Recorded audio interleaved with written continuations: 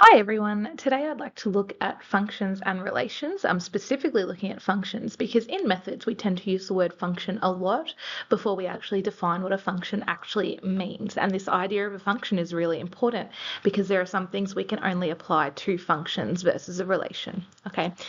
Now, we know that a relation is just an ordered set of coordinates x, y, and a relation can be discrete, which is just a whole bunch of points, or it can be continuous. Okay. Now, in methods, we tend to mostly deal with continuous relationships. However, there are times we do deal with discrete depending on the data or the equation that we have. Now, the first element of ordered pairs in a relation or in a function represents our domain, right, which is a word that we're used to, and we're going to kind of revisit this idea as well, but it represents the domain of our function, whereas that second element of ordered pairs, so all of our y values, represents the range of our function. Okay, so looking at this graph here, if I was to look for the domain, I would be looking left to right, whereas if I was looking for my range, I'd be looking for that bottom coordinate and then that maximum, so that top coordinate. Okay, the biggest mistake people make when looking for their range is to also go from left to right and take those two y coordinates instead of actually considering our maximums and our minimums. Now, feel free to pause here to have a go by yourself, but we're going to talk a little bit more about range and domain. Now, range, once again, we're going to be working with our x values, and sometimes it's really obvious and sometimes it's not so obvious. Now, if I was to look left to right, we've got these arrows here indicating that our function is continuing. Now, you guys haven't dealt with exponentials at this point in time, but just from the assumption on this graph here, we can see that our range is going to be that x is an element of all real numbers because we're going through both that first and that second quadrant. Now, if I was to, I'm sorry, that should say domain, not range, apologies. Now, if I was to look for my range, I would be looking at my y values. Now, from what I can see, I have this point with my y values. I can see that I'm kind of going up towards infinity, right? However, on that left-hand side where we're approaching the x-axis, it looks kind of like a hyperbola or a truncus would, where it's not actually going to touch that x-axis. So in this case, I'm going to make an assumption here, which you'll learn a bit more about with exponentials, that there is an asymptote there at y equals 0. And so our range in this case would be that y is an element of all real positive numbers as opposed to real numbers. All right. Now this second one here, if we were to look at our x values, once again, looking from left to right, I can see that we have -2 being our furthest point, leading to +2, both being closed brackets. Now, if I was to look at my range on this one, I can see that at both those x coordinates that I gave before, that we're at 0, and that our y goes up to 2. So once again, try to make your square brackets very square, unlike mine, but we're going from 0 to 2 for our range. Now, lastly, the domain for this one, once again, going from left to right and noting that they are closed circles. We are working from -2 to 1, so not to 3, apologies, but to 1. And then for our range, we're working from 2 all the way through to 6. Now we can say that this is a closed bracket, even though that right-hand side doesn't go past 3, because the left-hand side does. Okay.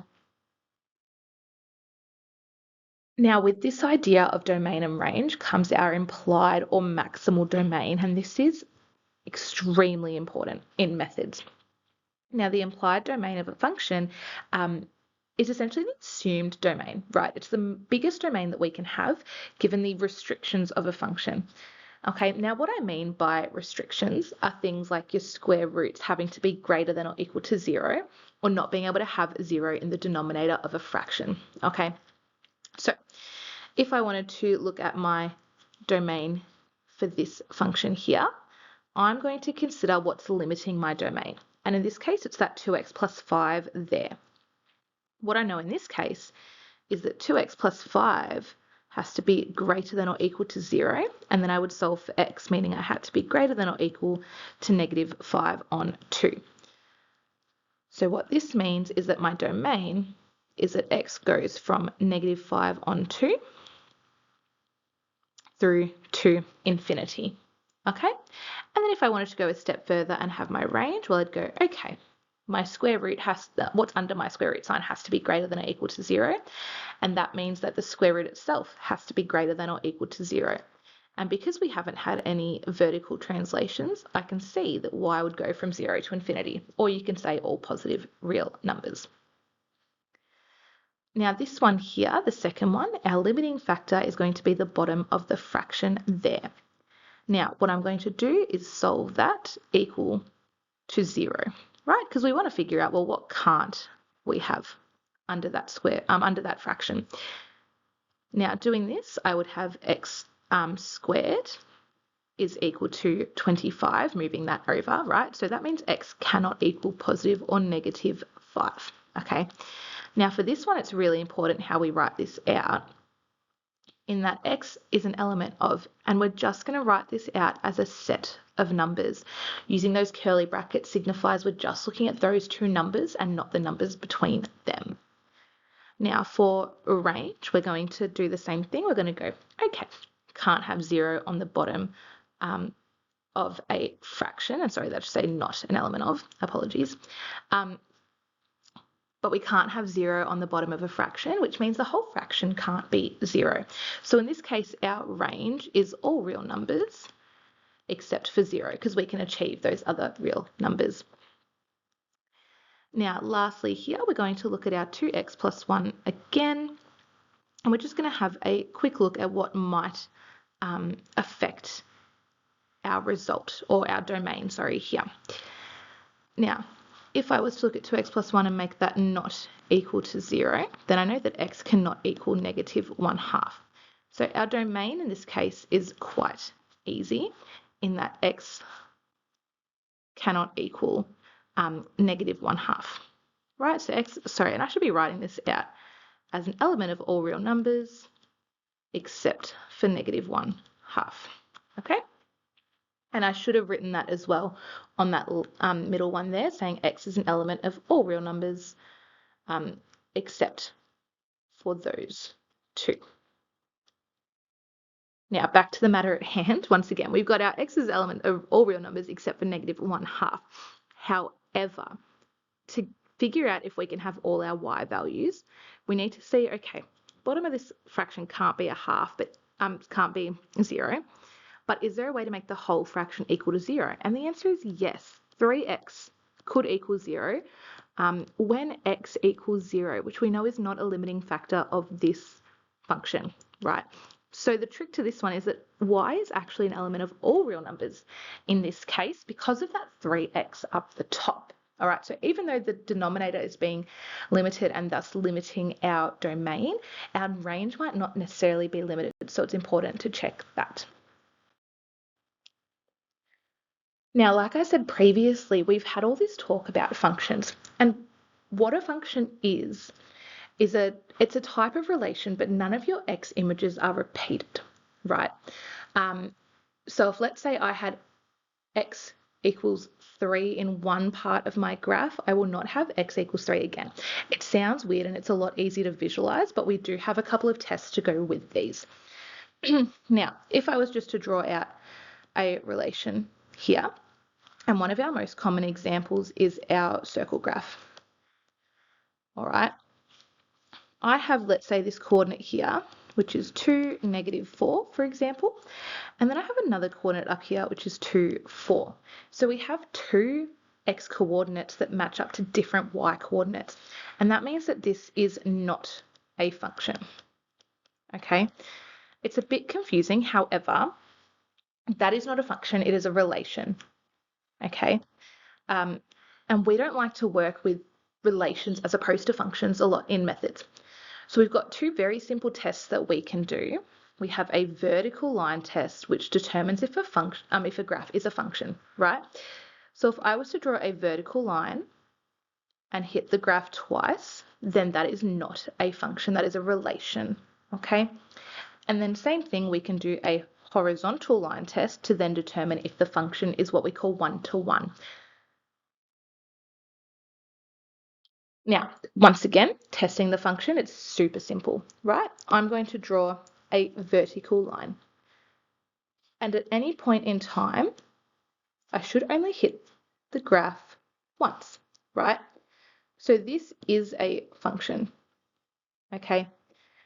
Then to determine if it's one-to-one, I'm going to draw a horizontal line test and see how many times we might hit the graph at a certain line. Now, in this case, I have hit the graph twice using a horizontal line, so it is not one-to-one. We call this many-to-one, right? So this graph is a function. However, we've got many x coordinates that match up to a y coordinate, okay? Now, on this right-hand side, that vertical line test shows that this is a function. And if I was to do that horizontal line test, I'm going to see that I only hit the graph once. So this is what we call a one-to-one function. And these are really, really important in methods, which I'll explain in a bit. Now, the reason we might want a function to be one-to-one is because we like to do something called finding the inverse of a function, which I'll do in another video. However, to find the inverse of a function, we need a function to be one-to-one, okay? And so what this means for some functions is that we actually have to restrict the domain, right? Because our original function might not be one-to-one. And a really common example of that is a quadratic, right? So for a quadratic, we know that that's not one-to-one because it doesn't pass our horizontal line test. So the easiest way to make a quadratic pass that horizontal line test is to cut it in half. So cut in half at the turning point, right? Because then you've got rid of 1/2 of your quadratic. So the easiest way to solve a problem like this is to find your turning point. And to do so, I know that for my turning point, I can do -b on 2a. So this is going to be equal to 2 over 2, which is 1, okay? Now we're only looking for our domain being as large as possible. And we've actually got two options here, right? It's not saying that the numbers themselves have to be as large as possible, but the domain itself has to be large and include an array of numbers. So if I was to, let's say, sketch this graph out, and I know that my y-intercept would be at 3 and that our turning point would be at x equals 1. So it's going to look something like this, right? I can either take this left-hand side, which is that x is an element, so you don't even have to write x as an element because it's just asking for that domain, but that we're going from -infinity to 1, including 1, okay? And then our other option is if we were to work from the middle up, that we could also have 1 to infinity, okay? So it's up to you if you wanted to make that an inverse, which side you might use.